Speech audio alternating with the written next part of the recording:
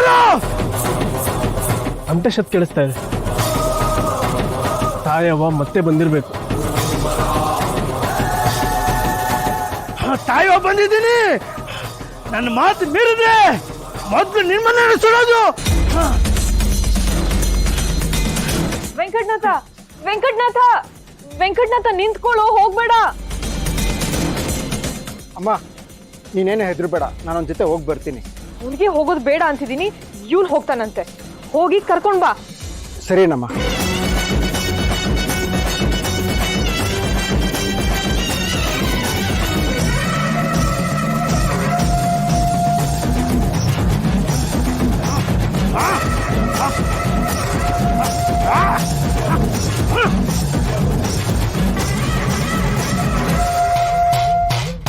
ಯಾಕೋ ಕೈ ನಡೀತಾ ಇದೆ?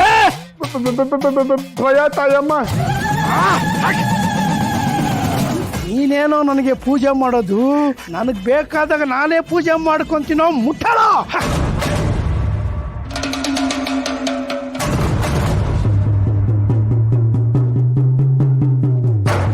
ಅದು ನಾನು ಹೇಳಿದ ಜಾಗದಲ್ಲೇ ಆಗ್ಬೇಕು. ಮೊದಲು ಅದನ್ನ ಮಾಡು, ಆಮೇಲೆ ಪೂಜೆ. ಆಯ್ತು ತಾಯಮ್ಮ, ನಾನು ಎಲ್ಲ ಒಪ್ಕೊಂಡಿದ್ದಾರೆ.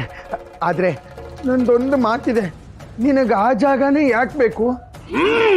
ಇಲ್ಲಿ ಕೇಳು ತಾಯಿ, ನನ್ ಜಮೀನ್ ಕೊಡ್ತೀನಿ, ನಿನಗಿಂತ ನನಗೆ ಯಾವುದು ಹೆಚ್ಚಲ್ಲ ತಾಯಿ. ಅಲ್ಲೇ ನಿನಗೊಂದು ಗುಡಿ ಕಟ್ಸಿ ನಿನ್ನ ಮೆರೆಸ್ತೀನಿ ತಾಯಿ. ಮುಚ್ಚೋ ಬಾಯಿ. ದೇವಿ ನೀನಾ ನಾನ? ನಿನ್ ಜಾಗ ನೀನ್ ಇಟ್ಕೋ, ನಾನು ಹೇಳಿದ ಜಾಗ ನನಗೆ ಬೇಕು. ಹಂಗೆಲ್ಲ ಆಗಿಲ್ಲ ಅಂದ್ರೆ ಈ ಊರ್ನ ಸುಟ್ಟು ಸುಟ್ಟು ಬೂದಿ ಮಾಡ್ಬಿಡ್ತೀನಿ. ಮಶಾನ ಮಶಾನ ಮಶಾನ ಮಾಡ್ಬಿಡ್ತೀನಿ.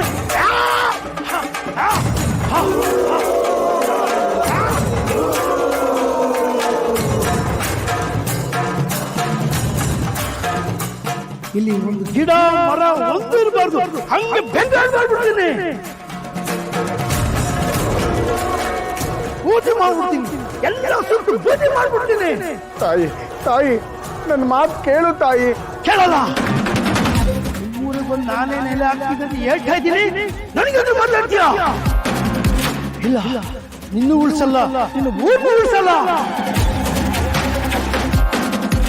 ಒಂದಲ್ಲ ಎರಡಲ್ಲ ಮೂರಲ್ಲ 9 ಜನ ಕತೆಗಳಿದ್ದೀವಿ. ಅವ್ರನ್ನೆಲ್ಲರೂ ಕರೆಸ್ತೀನಿ, ಈ ಜನರನ್ನ ರಕ್ತ ಇರಿಸ್ತೀನಿ. ಏ ದೊಡ್ಡಕ್ಕ, ಬೇಗ ಬಾರೆ, ಈ ಜನರ ರಕ್ತ ಇರು, ಬೇಗ ಬಾ, ಸುಡು ಬಾ.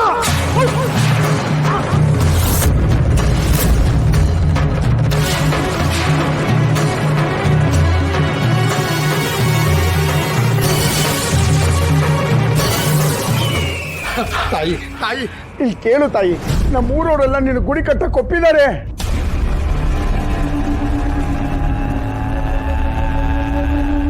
ಆದ್ರೆ ನೀನ್ ದೊಡ್ಡ ಮನ್ಸು ಮಾಡು ತಾಯಿ, ನನ್ನ ಜಾಗದಲ್ಲಿ ನೀನು ಗುಡಿ ಕಟ್ಟಿಸ್ಕೊಡ್ತೀನಿ ತಾಯಿ. ಅದಕ್ಕೆ ಒಪ್ಪಿಗೆ ನೀಡು ತಾಯಿ. ನೀನು ಕೇಳ್ತಾ ಇರೋ ಆ ಜಾಗ ಬೇಡ ಅಂತ ನೀನೇ ಹೇಳ್ಬಿಡು ತಾಯಿ. ನನ್ ಮಾತು ಮಿಥ್ಯ, ನನ್ ಮಾತು ಮಿಥ್ಯ, ನನ್ ಮಾತು ಮಿಥ್ಯನ. ಇನ್ನು ಉಳ್ಸಲ್ಲ, ಈ ಊರ್ನ ಉಳ್ಸಲ್ಲ. ಈ ಊರ್ನ ಸುಟ್ಟು ಆ ಜಾಗದಲ್ಲೇ ನೆಲೆ ಹಾಕ್ತೀನಿ. ನನ್ ಮಾತು ಕೇಳು, ಅಲ್ಲಿ ಅಪಾಯ ಇದೆ. ನಾನು ಯಾರ ಮಾತು ಕೇಳಲ್ಲ. ಅಕ್ಕಂದಿರೋ ಬನ್ನಿ, ರಕ್ತ ಇರು, ಬನ್ನಿ, ರಕ್ತ ಇರು, ಬನ್ನಿ.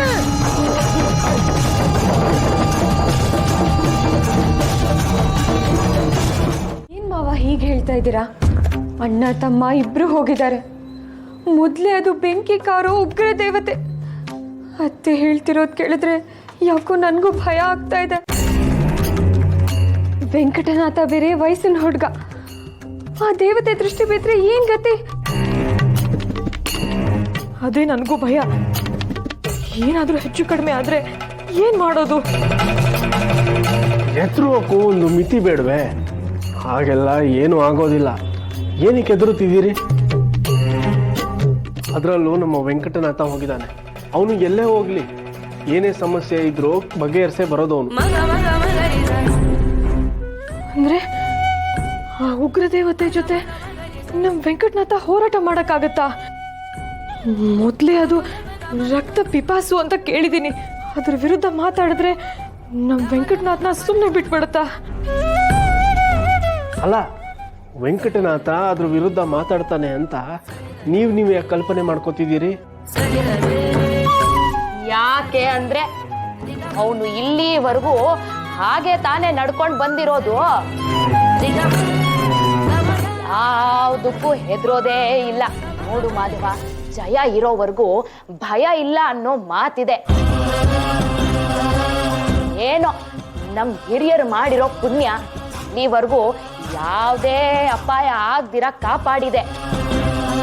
ಹಾಗಂತ ನಾವಾಗೆ ಹೋಗಿ ಬಂಡೆಗೆ ತಲೆ ಹೊಡ್ಕೊಳ್ಳೋದಕ್ಕಾಗತ್ಯೆ? ಅದು ಸರಿನಾ? ಅಂದ್ರೆ ನಿನ್ನ ಮಾತಿನ ಅರ್ಥ ನಮ್ಮ ಹಿರಿಯರ ಪುಣ್ಯ ಮುಗ್ದೋಗಿದೆ ಅಂತನಾ? ಎಲ್ಲಾದ್ರೂ ಉಂಟೆ. ನಮ್ಮ ಹಿರಿಯರು ವಸಿಷ್ಠ ವಾಮದೇವರ ಹಾಗೆ ಬದುಕ್ತೋರು. ಅವರು ಮಾಡಿಟ್ಟ ಪುಣ್ಯ ಸಮುದ್ರ ಇದ್ದ ಹಾಗೆ. ಅದ್ರ ಆಳ ಅಗಲ ಯಾವತ್ತೂ ಮುಗಿಯೋದಿಲ್ಲ ಅಲ್ವೇ? ಹಾಗಿದ್ರೆ ಅವ್ರ ಪುಣ್ಯ ನಂಬಿ ಬದುಕಬೇಕು. ಅದನ್ನು ಬಿಟ್ಟು ಈ ಕೊರಗ್ತಾ ಕೂರೋದೆ? ನಮ್ಮ ವಂಶದಲ್ಲಿ ಯಾರಾದರೂ ಯಾರಿಗಾದರೂ ತೊಂದರೆ ಕೊಟ್ಟಿದ್ದಿದೆಯೇ? ಯೋಚನೆ ಬಿಡಿ. ವೆಂಕಟನಾಥ ನಮ್ಮ ಮನೆಯಲ್ಲಿ ಹುಟ್ಟಿರೋದು ಹುಡುಗಾಟಮೆ. ನೀವೇ ಯೋಚನೆ ಮಾಡಿ. ಅದಕ್ಕೆ ಅವನು ಶ್ರೀನಿವಾಸನ ವರಪ್ರಸಾದ. ಅವನಿಗೆ ಏನಾದರೂ ಅನ್ಯಾಯ ಆಗುತ್ತೆ ಅಂತ ನಿಮ್ಗೆ ಹೇಗನ್ಸುತ್ತೆ? ಸಾಲದು ಅಂತ ನಮ್ಮ ವಂಶದ ಪುಣ್ಯ ಬೇರೆ ಇದೆ, ಅದು ಅವನ್ನ ಕಾಪಾಡುತ್ತೆ.